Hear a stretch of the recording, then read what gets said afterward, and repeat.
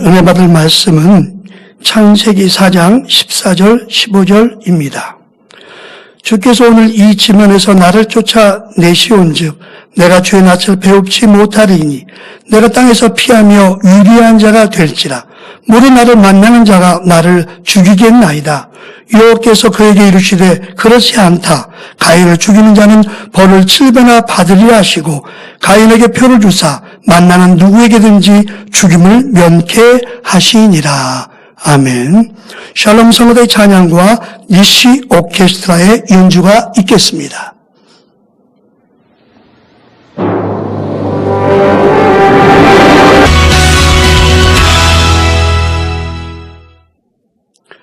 올로 목사님의 설교 창세기 강의 86번째 가인의 회개와 구원 첫 번째 말씀을 들으시겠습니다. 사랑하는 성도 여러분, 전 세계 및 전국의 지교회 성도 여러분, 지성전 성도 여러분, 전 세계 인터넷을 통해 예배드리는 모든 성도 여러분, 지신 방송 시청자 여러분, 가인은 동생 아벨을 시기하여 아기를 품었고 오랜 시간 동안 치밀한 계획을 세워서 결국 동생을 죽였습니다. 하나님께서는 이 사실을 모두 아셨지만 가인에게 자백할 기회를 주셨지요. 그러나 가인은 자백하지 않습니다. 이에 하나님께서는 가인의 악행을 알고 계심을 명백히 나타내십니다. 그리고 두 가지 저주를 내리셨습니다. 이에 두려움을 느낀 가인은 그때서야 회개의 자세를 보였지요. 이는 참 회개가 아닙니다. 지적받고 바로 회개하면 그만큼 좋은 천국도 들어갈 수 있겠는데 다윗 왕처럼 바로 회개하고 왕인데도 이렇게 그런데 더디 이렇게 숨기려고 하고 끝까지 이건 좋지 않습니다. 참 회개가 아니고요. 그래서 참 회개는 자기 스스로 잘못을 깨닫고 진실하게 자백하는 것입니다. 누가 타의의 권면이 아니고 자기 스스로 잘못을 깨달아야 되고 왜 잘못 못합니까? 모릅니까? 알지요. 하나님 말씀에 비추면 내가 얼마나 악하고 선하지 못하다는 거 판단하고 정죄하고 남비유하고 수군거리고 온갖 악행을 왜 모르겠습니까? 알지. 진리를 알기 때문에 아는 거죠. 예, 그래서 진실하게 자백하고 다시는 동일한 죄를 저지르지 않겠다는 각오가 있어야 하고요. 자, 그러나 가인은 하나님께 더 이상 숨길 수 없게 되자 할 수 없이 회개했던 것입니다. 오늘 본문 14절도 이 같은 맥락에서 나온 가인의 고백입니다. 주께서 오늘 이 지면에서 나를 쫓아내시온즉 내가 주의 낯을 배웁지 못하리니 내가 땅에서 피하며 유리하는 자가 될지라 무릇 나를 만나는 자마다 나를 죽이겠나이다. 자, 아담의 첫째 아들이 누굽니까? 아담의 첫째 아들이 누구예요? 이 땅에 이제 내려온 아담의 첫째 아들, 인간 시조인 아담의 첫째 아들이 누구예요? 예? 둘째 아들은? 가인 아벨. 그런데 지면에 어떻게 사람들이 많아가지고 자기를 죽이겠나이다 합니까? 이 지상에는 지금 아담 하와 내려왔고 지금 아들이 좀 가인 또 아벨 있는데 어떻게 지상에 그렇게 사람들이 많이 있으니까 자기를 죽이겠나이다 하느냐 이 말이에요. 이게 좀 뭔가 잘못됐죠? 잘못된 거죠? 그럼 기록이 뭐 오차가 있었을까요? 성경은 절대로 오차 없습니다. 여러분이 이제 신학교 다니면서 신학생들이요, 이렇게 배우다 보면요, 사람이 쏟고 이렇게 하다 보면 그런 생각이 혹에 들 수도 있어요. 그러나 하나님이 어떤 분이십니까? 완벽하게 제자들을 통해서, 글 쓰는 일을 통해서 모아서 나온 책이기 때문에 사람의 생각을 동원하면 안 돼요. 그래서 저는 100% 믿고, 100% 믿고 그렇게 지금까지 나왔어요. 그래서 모를 나를 만나는 자가 나를 죽이겠나이다. 먼저 주께서 오늘 이 지면에서 나를 쫓아내시온즉이라고 말한 데에는 가인이 지금까지 누린 모든 것을 잃게 된다는 뜻이 담겨 있습니다. 쫓겨나면 다 잃는 거 아니에요? 아버지인 아담으로부터 분깃을 받아 누린 것을 이제 모두 잃게 되었음을 나타내지요. 다음으로 내가 주의 낯을 배웁지 못하리니 말했습니다. 이는 가인이 얼마나 큰 죄를 지었는지를 스스로 느끼고 있음을 말해줍니다. 그러면 가인이 범죄 이전에는 주의 낯을 직접 뵐 수 있었을까요? 그렇지 않습니다. 그런데 왜 새삼스럽게 가인은 이런 말을 한 것일까요? 가인은 아담에게서 영계의 법칙을 배웠습니다. 영계의 법에 위배된 행동을 하면, 즉 죄를 지으면 어둠에 속한다. 어둠과 빛이 공존하지 못하듯이 어둠에 속한 자는 주를 뵙지 못한다. 가인은 이러한 기본적인 영어 지식을 갖고 있었습니다. 여러분도 그렇잖아요. 이런 기본적인 거 아니라 그 더 깊은 차원까지도 여러분의 영어 지식을 수없이 단에서 선포해 드렸고 가르쳐 드렸습니다. 여러분 순종하여 명심하고 말씀대로 행해 나간다 하면 축복받지 못할 분 없고 아플 이유도 하나도 없다 늘 말씀드렸잖아요. 왜? 하나님의 말씀은 절대적이니까, 참이니까, 말씀 그대로인 거니까요. 그런데 지금 자신이 큰 죄를 지었고 그 죄가 하나님 앞에 드러났지요. 이에 자신이 주의 낯을 뵙지 못하게 되리라고 표현한 것입니다. 사실 이 말, 곧 죄를 지은 사람은 주의 낯을 뵙지 못한다는 말은 맞습니다. 이런 말씀이 성경 곳곳에 나오죠. 이사야 59장 2절에 오직 너희 죄악이 너희와 너희 하나님 사이를 내었고 너희 죄가 그 얼굴을 가리워서 너희를 듣지 않으시게 함이니, 얼굴을 외면해 버리십니다. 성경에도 시편에 나오죠. 외면해 버렸어요. 듣지 않으세요. 그러니까 기도해도 듣지 않으시니 소용이 없잖아요. 신명기 31장 18절에는 그들이 돌이켜 다른 신을 쫓는 모든 악행을 인하여 내가 그때 반드시 내 얼굴을 숨기리라 말씀하셨죠. 우상 섬기면 하나님의 얼굴을 숨긴다. 보여주지 않죠. 아무리 하나님 부른다고 해도 내 여기 있다 하실 리가 없잖아요. 또한 에스라 9장 6절에서 에스라가 말하기를 나의 하나님이여 내가 부끄러워 낯이 뜨뜻하여 감히 나의 하나님을 향하여 얼굴을 들지 못하오니 이는 우리 죄악이 많아 정수리에 넘치고 우리 허물이 커서 하늘의 미침이니다 하고 하나님께 기도하는 것을 볼 수 있습니다. 이건 좀 양심이라도 있는 사람이에요. 그래도 양심 없는 사람은 하늘을 쳐다보면서 부끄러워할 줄을 몰라요. 하나님 보고 계시는데 이건 너무 양심이 지금 잘못된 거죠. 내가 하나님과 죄담을 하나님과 사이를 내었다고 막 하늘을 우러러 볼 수가 없는 건 부끄러워서.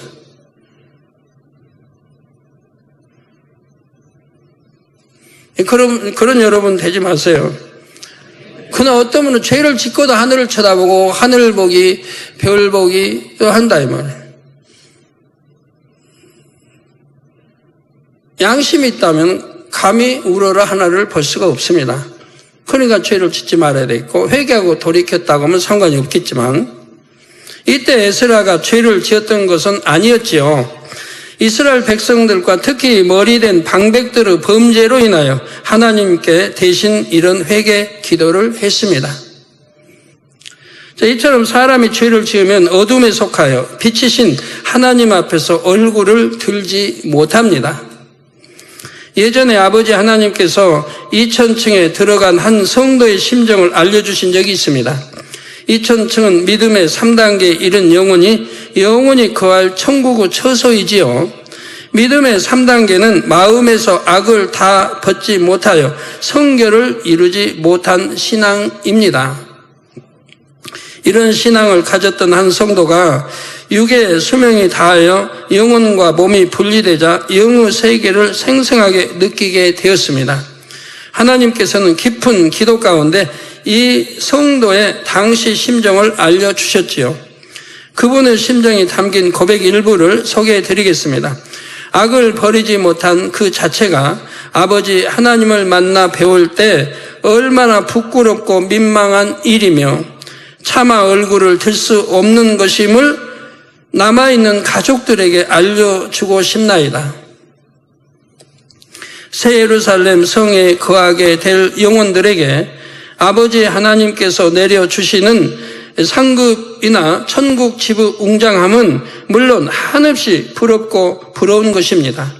그러나 그 부러움보다 자신이 아직 악의 모습을 다 버리지 못한 것이 아버지 하나님 앞에 얼마나 죄송하고 얼마나 부끄러운 일인가를 알기 원합니다. 이분은 우리 교회 권사님이셨지요. 믿음의 분량에 따른 천국의 처소에 대해서 알고 계셨습니다.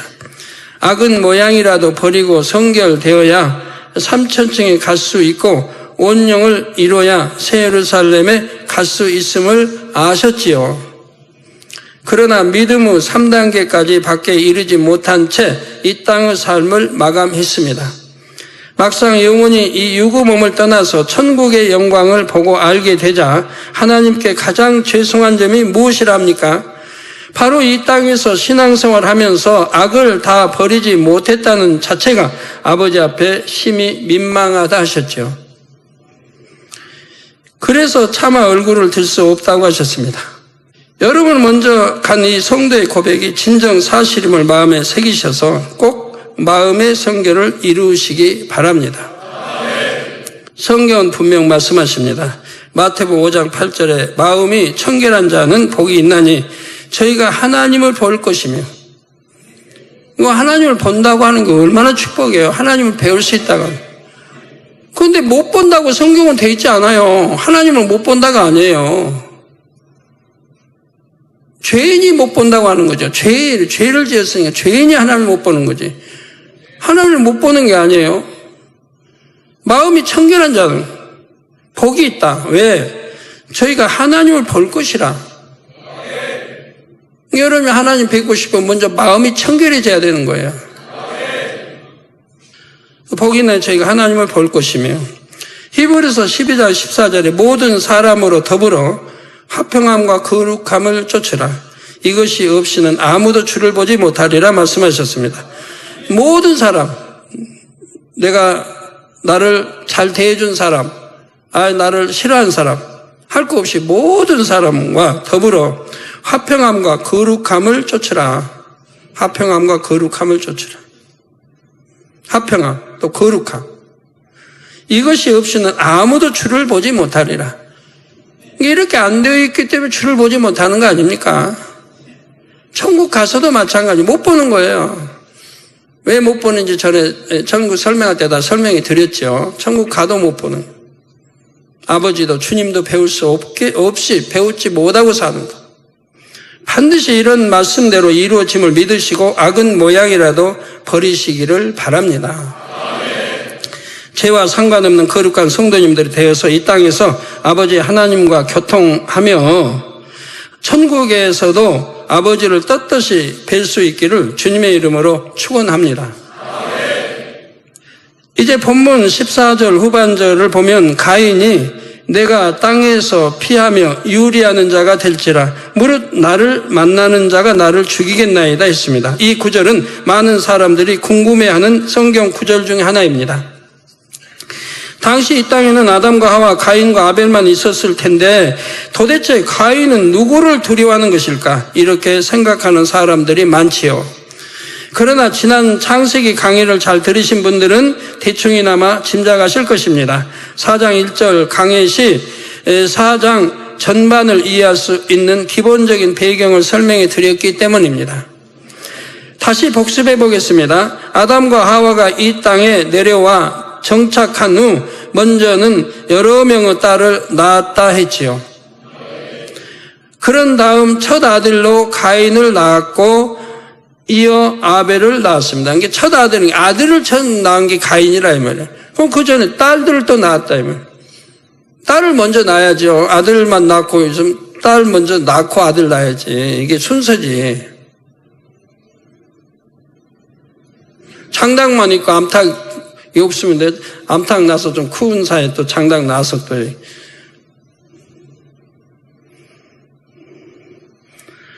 또한 창세기 5장 3절 4절에 보면 아담은 130세에 셋이란 아들을 낳았고 그 후 800년을 지내며 자녀를 더 낳았습니다. 이게 성경 죽지도 않고 이제 이게 경작받을 때는 죽겠죠. 근데 나이를 보통 뭐 800, 900 막 1000살 산단 말이에요. 그때는 질병이나 이런 게 많이 있는 것도 아니니까 오래 산다 이 말이에요. 꼭 건강하고 오래 사니까 그만큼 건강한 거 아니에요? 뭐 300세, 400세 뭐 된다면 청년의 때와 같은 거고. 이게 낳고 왕성한데 뭐 낳고 또 동서남북 바라보면 다 빈 땅 아니에요? 얼마나 끝이 나올지 모르죠. 그냥 가도 끝도 안 나오는. 이게 낳고 또 재금 보내고 또 낳고 또 계속 올 거 아니에요. 그런데 아벨과 셋 중간에도 여러 명의 자녀를 낳았고 셋 밑으로도 수많은 자녀를 낳았습니다. 이렇게 수많은 자녀들 중 주로 계보를 잇는 아들들의 이름만 성경에 기록되었습니다. 일일이 그걸 다 기록하면 어떻게 해요? 성경 도대체 어디다 어떻게 다 기록해? 어떻게 언제 다 읽어요 그걸? 그러니까 중요한 것만 기록하고 또 계보만 따라 기록했다 이 말이에요. 아담과 하와는 수많은 자녀들 중에서 가인과 아벨을 특히 사랑해서 가업을 이 두 아들에게 있게 했지요. 다른 자녀들은 장성하는 대로 분깃을 떼어주어 부모를 떠나 살게 했습니다. 다른 자녀들은 어느 정도 서로 거리를 두고 각자의 터전을 잡아 가정을 이루고 자손을 낳으며 번성했지요.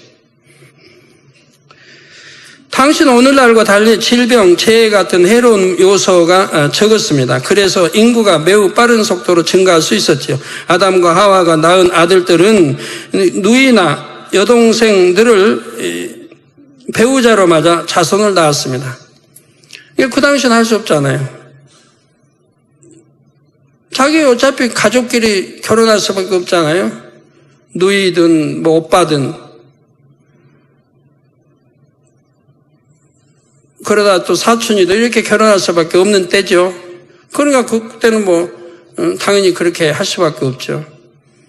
다른 성바지가 있는 거 아니고 다른 저기가 있는 게 아니고 다 한 핏줄로 쭉 흘러내려오니까 결국 뭐 한 핏줄로 다 흘러내려서 따지고 보면 거슬러 올라가면 다 형제고 형제 자매예요. 무슨 김씨, 이씨, 모씨 다른 게 아니에요.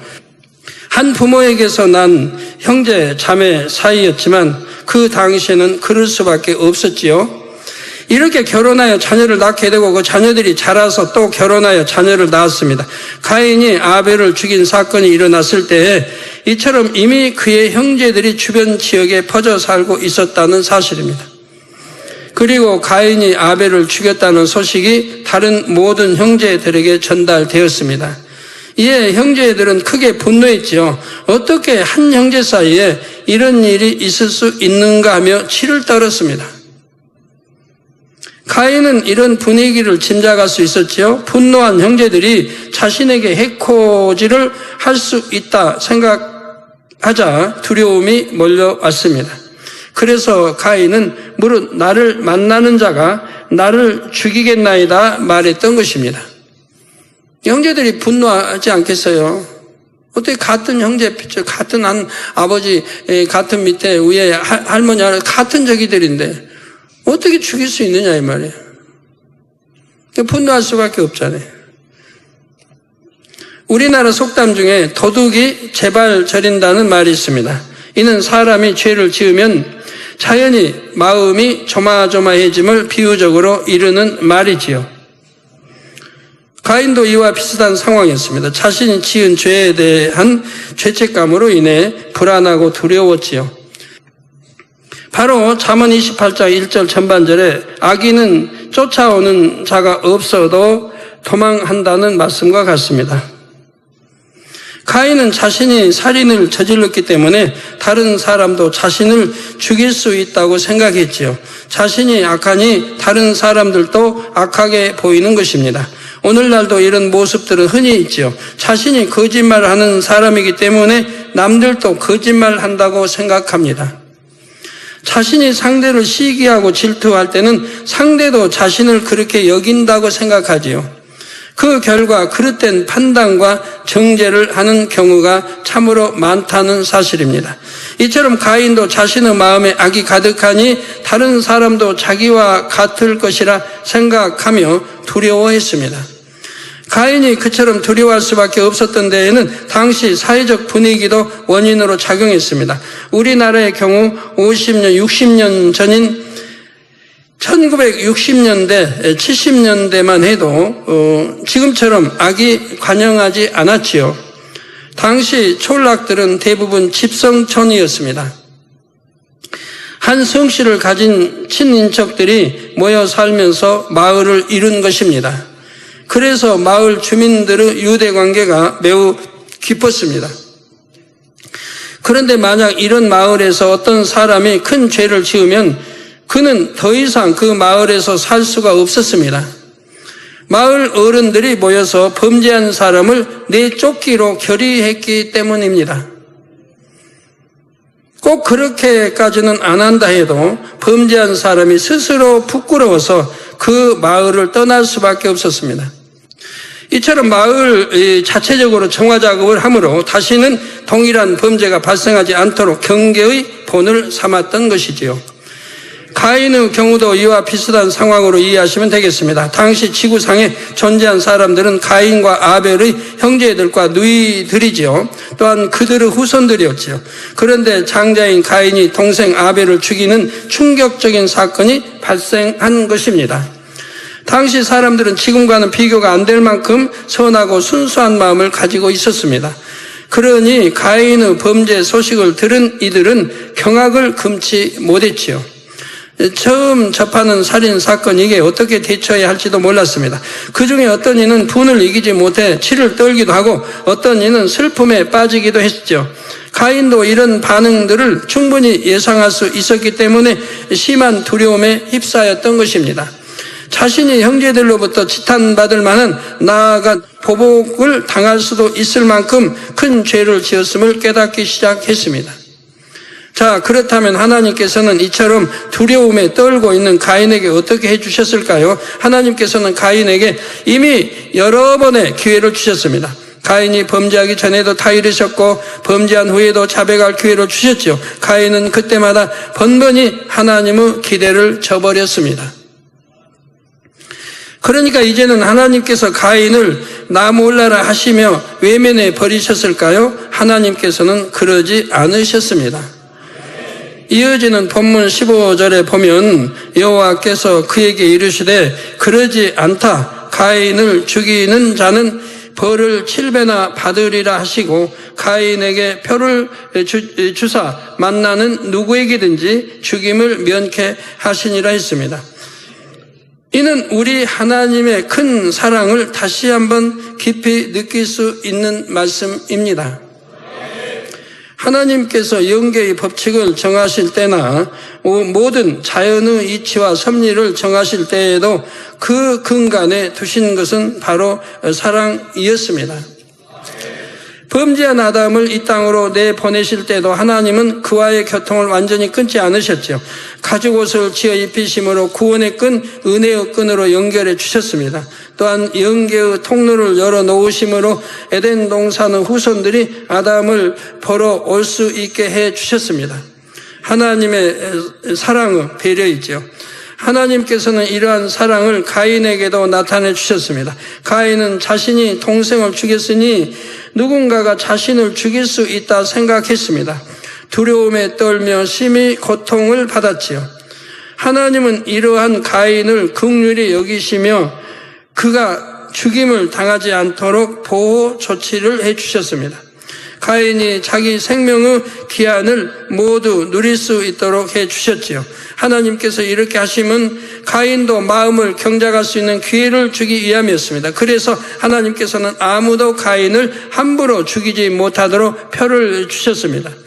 그러나 이 표는 하나님의 영광과 위엄을 상징하는 표가 아니라 죄와 수치를 나타내는 표이지요. 사람들이 그 표를 보면 하나님께서 이 사람을 지키신다는 사실과 함께 그가 어떤 죄인인지도 알 수 있었습니다. 그 죄인인 것도 나타내며 또 하나님이 지키시는 것도 나타내 주셨습니다. 가인은 이 표로 인해 누구에게도 해를 받지 않을 수 있었지만 동시에 모든 사람 앞에서 죄인으로 살아야 했지요. 그 표는 늘 자신이 지은 죄를 떠오르게 했기 때문입니다. 가인에게 있어서 그 표는 평생에 지워지지 않는 죄의 기억이었습니다. 가인은 표를 볼 때마다 지난 날을 후회하며 다시는 죄를 짓지 않으리라 다짐했지요. 이렇게 가인은 이 땅의 삶이 다하는 날까지 자신의 죄를 철저히 회개했고 회개에 합당한 열매를 맺어 결국 구원에 이를 수 있었습니다. 그러니까 예를 들어 우리나라 조선 시대에도 보면 이런 이제 표들이 있죠. 죄인이 가지고 있는 표들이 있습니다. 자, 예를 들어서 노예다. 그럼 노예로 이제 살아야 되는데, 노예니까 노예로 살아야 되는데, 너무 힘들고 해서 주인을 배신하고 도망을 쳤다. 도망을 치면은 나라에서는 어떻게 합니까? 만약 도망친 걸 놔둔다면 너 나랍시 막 도망칠 거 아니에요? 양반집에 노예들 너나 도망치고, 얼마나 핍박과 힘들게 사는 노예들은 너나 도망치려고 할 거 아니에요? 이게 법이 도망치지 못하게 돼 있고 도망치는 사람들은 다시 잡아들이게 돼 있습니다. 이렇게 잡아들이면 이제 그걸 추노꾼이라고 해요. 추노꾼들을 불러 돈을 주고 잡아오면 돈을 주겠다고 하는 거예요. 성금을 주고 잡아온 다음에 이제 후보를 준다든가. 그걸 추노꾼이라고 하죠. 그럼 추노꾼들은 무술이 뛰어났어요. 그런 건 죄인들 잡아들인 사람들이니까 무술이 뛰어나고 빠르고 눈치 빠르고 하여튼 죄인이 어디로 도망갔을까 잘 이런 것도 알아야 되고 그래서 추노가 되죠. 추노꾼들이 잡아오면은 이 사람들을 어떻게 다루느냐. 물론 엄청나게 얻어맞고 하는 건 당연하지만 인두로 불에 달궈서 얼굴에다가 노자를 써버립니다. 노자 찢어버립니다. 노예 노자를 쓰는 거예요. 계집녀에다 이렇게 하는 노자를 얼굴에다 아니면 이마나 얼굴에다가 크게 노자를 쓰고 그럼 이건 지울 수도 없고 오늘날 같으면 성형수술 몇 번 하면 지워질지는 모르겠습니다. 그 당시에는 그런 거 없어요. 지울 수가 없는 거예요. 그러면 노예라고 사는 것도 비판하는데 이제 나는 노예입니다 하고 광고하고 살아야 돼요. 누굴 봐도 저 사람 노예다. 더구나 도망갔다 잡혀온 노예다 이렇게. 그렇게 낙인을 찍어버리죠. 자, 가인은 간신히 구원받았기에 천국의 가장 낮은 처소인 낙원에서도 가장자리에 들어갔습니다. 사실 가인은 철저히 회개하기는 했지만 죄에 대한 징벌이 두려워서 그렇게 했지요. 만일 가인이 마음을 선하게 바꾸고 하나님을 기쁘시게 하고자 정성을 다했다면 더 좋은 천국에 갈 수도 있었을 것입니다. 그러나 가인은 그런 중심의 소유자가 아니었습니다. 성도 여러분, 가인이 받은 표와 같은 것을 오늘날도 몸에 새기는 사람들이 있습니다. 이런 표를 스스로가 새기는 사람들이 있어요. 바로 문신을 말씀드리는 것이죠. 어떤 형상을 몸에 새긴 문신은 영적으로 나는 죄인이다 라고 말하는 것과 동일합니다. 그래서 하나님께서는 문신하는 것을 가증하게 여기신다 말씀합니다. 문신하는 걸 가증 여기신다 이 말이에요. 더욱이 문신으로 새기는 문양 중에는 가증한 동물 형상이 많이 있지요. 저런 어떤 주목색에 보면 좀 용을 그냥 앞뒤 그려놓고 또 독사를 그려놓기도 하고 하여튼 여러 문신들이 있어요. 레위기 19장 28절에 보면 죽은 자를 위하여 너희는 살을 베지 말며 몸에 무늬를 놓지 말라 하셨습니다. 몸에 무늬를 놓지 말라는 말씀이 바로 문신하지 말라는 뜻입니다. 혹 성도님들 중에 주님을 믿기 전에 문신을 했던 분들이 계십니까? 그럼 나는 어떻게 해야 하나 하고 근심하실 필요는 없습니다. 예전에는 영적인 의미를 몰라서 그랬고 주님을 영접할 때 과거의 잘못을 모두 회개하셨을 것입니다. 그렇다면 구원받는 데는 지장은 없습니다. 물론 중심에서 돌이켰는가는 중요하죠. 돌이켰는가가. 나 모르고 했을 때라 이 말이에요. 이게 진리에 어긋난지 하나님도 모르고 문신했다 이 말이에요. 하나님을 알고 내가 진리를 알고 문신할 밥은 없잖아요. 그래도 할 수만 있다면 문신을 지우는 편이 더 좋습니다. 근데 지우기 어려운 것까지 지워서 고통받지 마시고요. 철저히 회개하고 돌이키시고 그러나 할 수만 있다면 지우시면 좋습니다. 하나님이 싫어하시는 거니까. 요즘은 의료기술이 발달해요. 마음만 먹는다면 지울 수 있습니다. 거룩하신 하나님의 자녀이니 이왕이면 흠없는 몸이 되어 영적으로도 담대함을 얻는 편이 낫겠죠.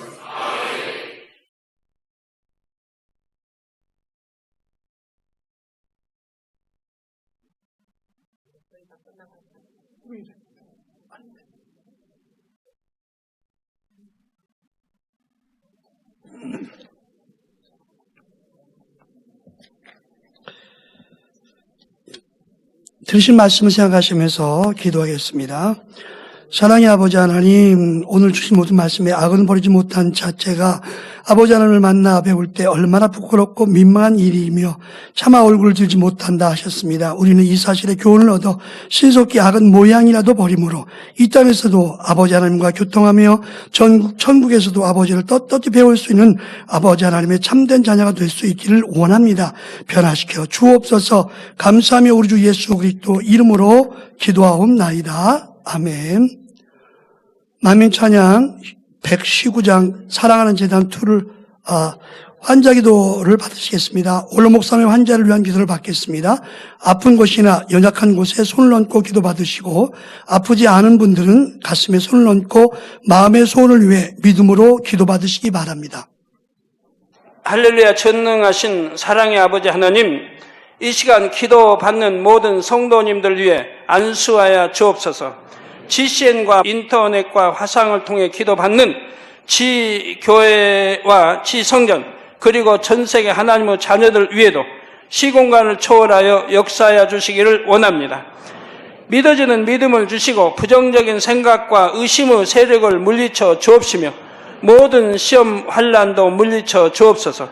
머리부터 발끝까지 오장육부, 뼈, 마디마디, 온몸의 신경, 조직, 세포 등 아픈 곳마다 성령의 불로 태우시고 근본의 빛으로 역사하여 주옵소서. 예수 그리스도의 이름으로 명하노니 원수마귀 사단 모든 질병, 균, 연약함아 물러가라. 빛이 여임하라. 모든 불치, 난치병도 성령의 불로 태워 깨끗하게 역사하여 주옵소서. 말라리아를 비롯한 모든 풍토병도 물리쳐 주옵소서. 감기, 기침, 열, 몸살, 독감 등 각종 유행성 질병도 다 물러가라. 어떠한 유행성 질병, 균도 틈타지 않게 지켜 주옵소서.